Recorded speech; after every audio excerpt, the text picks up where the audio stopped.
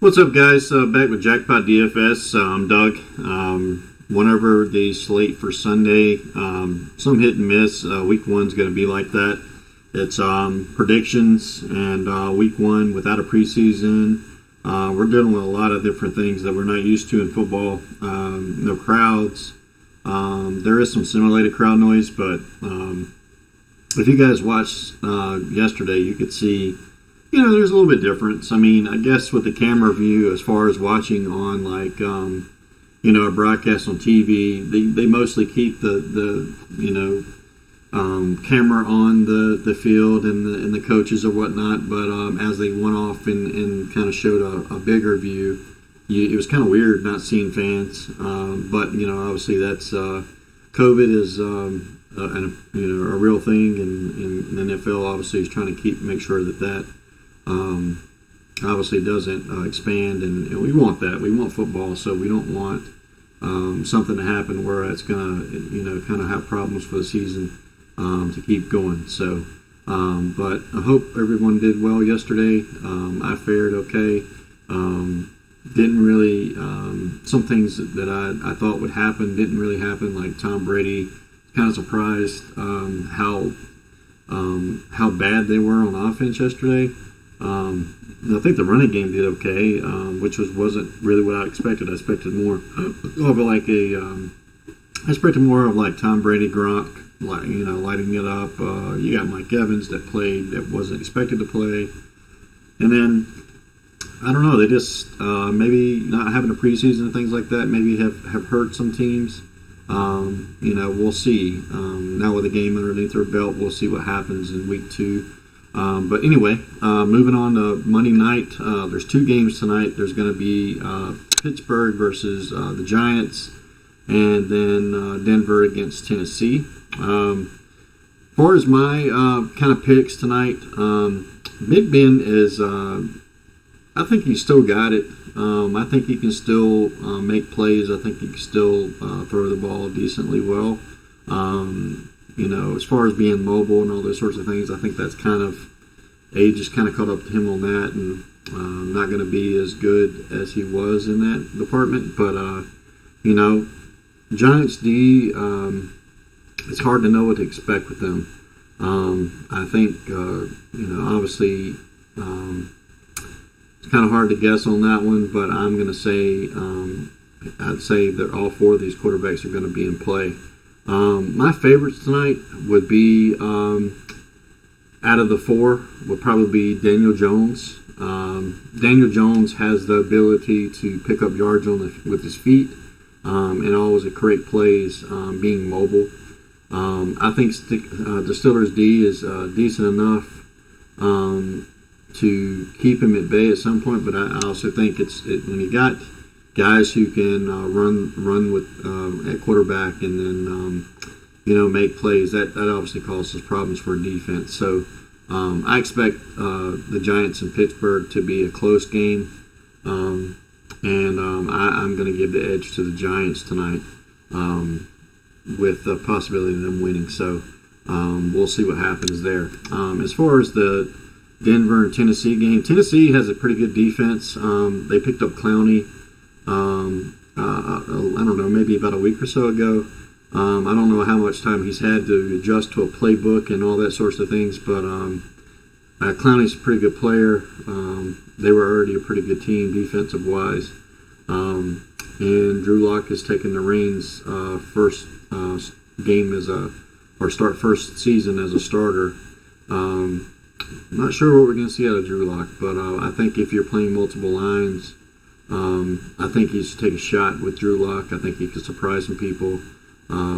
This guy was back in the draft, was praised as could be number one in that draft, QB wise, and some teams thought of him as that. And now he's getting a chance to show that ability and show what he's got. So, and not to mention you've got some more playmakers on that team that you didn't have last season. So we'll kind of see what happens with that.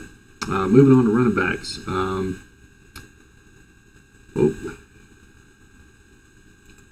go back to the draft dashboard tool here and kind of go back to the running backs here. I don't know why I jumped over there, but never mind. Here we go. Looking at the running backs, Derrick Henry really came on last season. Denver's D has kind of taken a little bit of a hit. They were really good a couple, 2 or 3 seasons ago, and last year they kind of fell off the rails a little bit. Derrick Henry is huge. I mean, the guy's got speed. He showed he was just exploding on everyone last year, especially towards the end of the year. I mean, I think tonight, if you're going to get try to get something in the optimal line, you're going to have to pick and choose where you're going to take a low salary. But I think running back position is one of those things where you have to kind of find the right ones to go with your line. I would suggest having 3 running backs. Derrick Henry has worked on his pass catching in the off season, so not to add that he was already a monster running the ball, but catching the ball out of the backfield, I wouldn't want to have to tackle him. Big threat, always has the ability to run a 75-yard run or something like that. Big explosive player. I think he's a lock to have tonight against the Denver D. I think he can still put up big numbers. James Conner, kind of hit or miss. He's one of those guys that's going to be highly owned, most likely. But it's kind of one of those things where you want to pick somewhere where you think where you can kind of have an advantage over the field. So you know Henry's going to be highly owned. A guy like James Conner is going to be highly owned. But when you go down to a guy like Melvin Gordon, who's playing for Denver now, who's still a pretty good running back, look over here and he's 20% owned. I mean, that's something kind of you got to take and play a little bit with, because if you take a guy like Gordon at a discounted rate of 5,100 and he goes off, you're cruising up the leaderboard. Just kind of one of those things, food for thought. The same thing with Barkley. He's going to be highly owned because he's a talented player. However, it's kind of one of those things in a game. If the Steelers are stopping the run, they're obviously going to have to go to pass catching, for the receivers, tight ends, etc. But Barkley can also catch out of the backfield. You got to think, on DraftKings, they get a point for every catch. And Barkley is one of those guys who can catch the ball out of the backfield. I would, if I'm going to lean towards a couple guys, it's probably going to be Henry, number 1 for me, probably Gordon 2, and then Barkley 3, Conner 4. I'm not sure how much playing time these other guys are going to get. Obviously, we saw Jalen Samuels kind of pick up the pace when Conner missed some games, but I'm not sure that he's going to see a ton of times out there in the game. I'm not sure what the snap share is going to be. Judging off the draft dashboard tool, he touches the ball 35% of the time. But without any preseason, anything like that, it's kind of one of the things where if you're playing multiple lines, I say go for it. And add some Jalen Samuels in there. But secondary-wise, I'd say Jalen Samuels is probably my number 1 pick. As you see, he's low owned. I mean, all it takes is one of those guys to get in there for like a couple plays a game. Somebody gets hurt, etc. And then, boom, you've got a huge advantage over the field. You kind of saw that last night with Blake Jarwin getting hurt in the Cowboy game, and then they had to go to the backup Schultz. And then he didn't do a whole lot, but if he would have, that would have been a huge advantage over the field. So that's kind of where you have to approach these games. If you're going to play one line, then stick to kind of what you think is going to happen, and kind of go with that. But moving on to the wide receivers for tonight. Juju Smith-Schuster, obviously he's going to be number 1 for Pittsburgh. With Big Ben at quarterback position, I expect him to get a lot of looks tonight. Pittsburgh's kind of weird. If they have receivers on the field, there's anybody can catch the ball with Big Ben out there. He's one of those guys who are going to throw the ball to anybody that's out there if he sees them open. He's got a good eye on the field, you can't put guys like this out of the question of like a Dante Johnson or whatnot. But you look at the huge savings you get with a guy like Dante Johnson, 4,400.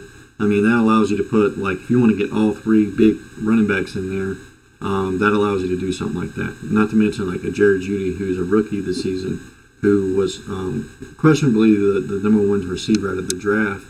How much production can you expect out of Jeudy? It's hard to say. You didn't see a preseason. You don't know what to expect out of guys like this. It's a guess, and it's if Jeudy was anything like he is in college and is going to produce like that, then that's a steal. But like I said, I'd save that for multiple lines. You can play multiple lines, take a stab. Are you looking for salary savings, or you can go for a guy with 200 more with a Dante Johnson that's kind of more proven to know what you're kind of going to expect. Same thing with kind of like James Washington, 4,000. I mean, it's possible that the Giants double up on Juju and these guys become the main targets. I mean, with these kind of games, anything can happen. You've seen it if you play these slates. It's always some weird thing that happens that they hit the goal line and then their backup tight end comes in the game and catches the touchdown. It's things like that happen that kind of drive you nuts, but that's just the way these slates are. Cortland Sutton is questionable for tonight. Got a guy like A.J. Brown that kind of showed some sparks last year. Sterling Shepard, Slayton, all these guys are questionable tonight. Probably picks for me tonight. Even Adam Humphries is one of them guys. He's 3,500 tonight. That could pick up some. If you get a guy 3,500, he grabs 5 balls. I mean, that's the kind of guy you can save with. He scores a touchdown. I mean, any of that can help you be in the ultimate. And obviously, I think Adam Humphries, what is he going to be? 6% owned? So I mean, hey, that's the ways you win something like this in an optimal. But number one picks for me tonight for tonight's slates would be Juju. I'd go with a guy like A.J. Brown and Jared Jeudy. I would also I like tonight young QB starting out with a young receiver. This could be a link up for years to come. Stuff like that. Sterling Shepard, obviously, at 5,200 is pretty good. A pretty good savings as well. You have to pay attention to see if Golden Tate and all that plays tonight. Not really sure if he's going to play, but that's something you just have to keep an eye on and see if he plays. Obviously, if he doesn't play, then you're obviously I see a guy like Slayton maybe picking up. I'm not too sure which one of these guys is over the other on the depth chart. I haven't taken a look at that, but I'm assuming both of these guys will get about equal playing time. But obviously, your main targets for them are going to be for Giants are going to be Shepard and obviously you're going to have Golden Tate if he plays, Slayton, and then if for some reason Tate's out, you're going to have to look down and see. I don't even know who the next guy would be. Trying to look down, maybe Ray McLeod or somewhere like that fits in the gold. So keep an eye on that and see how it kind of goes with the injuries today, and keep an eye on that. Moving on to tight ends. Obviously, big play potential, gets a lot of targets. Evan Ingram. I expect him to be targeted plenty tonight. He's out there for 48% of the snaps. He's only going to be 16% owned. You got to have a tight end. Who's that tight end going to be? That's up to you. But I think Noah Fant can be a good target tonight. Young QBs generally like to lean on their tight ends. He came on a little bit last year. I really think Noah Fant could be a good target tonight. Just my opinion. Moving on, we got Ingram also tonight that's going to be playing for the Steelers. Him and I know Vance McDonald can be good on the field, but he kind of was down in snaps last year. I'm not sure if he's going to be out there all the time tonight or not, but I'm sure he'll get his chances. But 2,700, I mean, that's a nice price to go after, to get a guy like Vance McDonald who does have the ability to go out there and only catch 2 passes but score a long TD or something. I think he scored like a 60-yard bomb TD or something like that last season. Just think about that. 2,700. I mean, that could save you at tight end and then give you the ability to spend up elsewhere. Other than that, not a whole lot I like. Jonnu Smith kind of came on last season as well. He's number 1 tight end now for Tennessee. I'd suggest that he's going to be a pretty good target as well. But like I said, I love the savings you get with a guy like Vance McDonald. I know he's number 2 tight end, but let's face it, Eric Ebron has been known for his injuries. I mean, it's not a random possibility to see this guy go out there, somebody hit his knee, and he's out the rest of the game, and Vance McDonald's out there, boom. $2,700 Teddy, and then you got him out there all game. So just food for thought. I like Noah Fant, and I also like taking a stab at Vance McDonald tonight. Just 2 of my favorites. But if you're want to go for a short pick, where you know he's going to get targeted, I suggest going with Evan Ingram. You're just going to have to pay up a little bit more. As far as defenses, obviously on the map, Steelers are going to be the favorite defense to have, but I think the Titans are also a good defense to go with. If you want to go a little bit on the contrarian side, I think you should go with the Giants. The Giants they're going to be one of those teams that surprise some people. They're only going to get better now that they've gotten past the Eli and all that kind of stuff. Now they're rebuilding, and they have some nice pieces that could come together this season. And with a weakened division, I think the Eagles and the Washington football team are going to be teams that are going to struggle a little bit at times this season. And I think there's an open door for the Giants if they can put it together this season. So they're my number 1 pick tonight for defense is the Giants. Secondary pick would probably be the Titans. And then, if you want to go, I think a lot of people will probably think of the Steelers as well. But personally, I think the Giants are a cheap, contrarian way to go for defense tonight. And Big Ben has made mistakes in the past, and wouldn't be surprised if he does tonight. They're not playing. The Giants are at home tonight, so even without the crowd factor, I think you can get you could possibly get an interception out of Big Ben, maybe sack him, fumble him, something tonight, what gives the Giants an edge. And not to mention the other things you can get with defense like sacks and whatnot. So that's my picks for defense. But tonight, I hope everybody has a lot of luck and can put some wins up on the board and make some money. I'll be back out Tuesday or Wednesday with a Thursday night slate video, and then I'll shoot for Friday, early Saturday for a Sunday slate, and try to get the FanDuel picks in there and stuff like that. So anyway, we're out, and I hope everybody has a good wins tonight and can put some bets together that will win them some money. All right, goodbye.